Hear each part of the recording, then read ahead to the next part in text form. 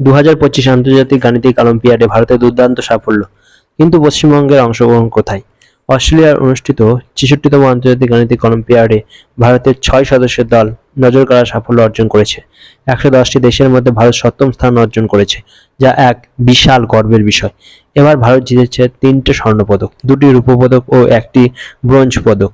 সোনাজয়ী ছাত্রীরা হলেন কানভ তালওয়ার দিল্লি থেকে, আরব গুপ্ত দিল্লি, আদিত্য মাঙ্গুরি মহারাষ্ট্র।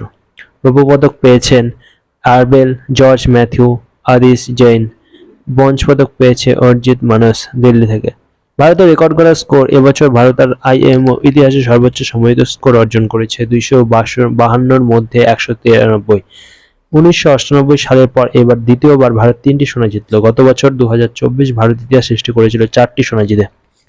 2019 থেকে 2025-এর মধ্যে ভারত জিতেছে মোট 12টি সোনার পদক, যার মধ্যে গত 3 বছরে এসেছে 9টি সোনা। পরপর 3 বছর টপ 10-এ থাকা ভারতের গাণিতিক শিক্ষার অগ্রগতি স্পষ্ট ইঙ্গিত। কিন্তু পশ্চিমবঙ্গ কোথায়?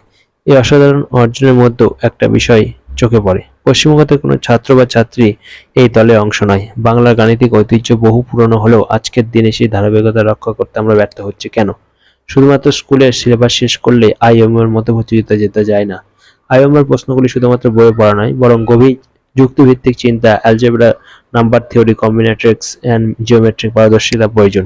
আর এই প্রযুক্তি শুরু করতে খুব ছোটবেলা থেকেই সঠিক গাইডেন্স দরকার। আইএমএর প্রস্তুতির জন্য চাই পর্যাপ্ত অনুশীলন, সঠিক প্রশিক্ষক এবং মুক্তচিন্তার অনুশীলন। শুধু পরীক্ষায় নম্বর পাওয়ার জন্য নয়, বরং গণিতকে ভালোবাসা শিখতে হবে। বাংলার ছাত্র ছেলেমেয়েরা অসাধারণ মেধাবী, কিন্তু তাদের সঠিক দিশা পরিচালনা না করতে পারলে তারা জাতীয় বা আন্তর্জাতিক মঞ্চে পিছিয়ে পড়বে। আইএমও 2025-এর পিছনের কাহিনী।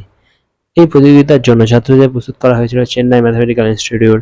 প্রশিক্ষক হিসেবে ছিলেন professor Shanta Lairam, IS Delhi; doctor Mainak Ghosh, ISI Bengaluru; Atul Shatavarsha Nadig, MIT USA; doctor Rijul Saini. আইএমওর প্রশ্নপত্রে এবছর 6টি প্রশ্ন ছিল America, Vietnam, Cambodia, New Zealand, Italy এবং সিঙ্গাপুর থেকে পাঠানো। এখনই জাগার সময়। বাংলার অভিভাবক, শিক্ষক এবং শিক্ষা প্রতিষ্ঠানগুলিকে এখনই আগে আসতে হবে। যদি আমরা চাই আগামী আইএমওতে বাংলা থেকে কোনো স্বর্ণজয়ী বের হোক, তবে এখান থেকে পরিকল্পনা করতে হবে। ছোটদের জন্য গণিত অলিম্পিয়াডস ক্লাস, লজিক্যাল চিন্তা অনুশীলন এবং ট্যালেন্ট খোঁজার বিশেষ প্রোগ্রাম শুরু করতে হবে। এই সাফল্য ভারতের, কিন্তু পরবর্তী সাফল্যের মধ্যে বাংলার ছেলেমেয়েরাও থাকুক, সেটাই আমরা চাই। আইএমও শুধু মেধার লড়াই নয়, এটি ধৈর্য, প্রস্তুতি ও সঠিক দিশের লড়াই।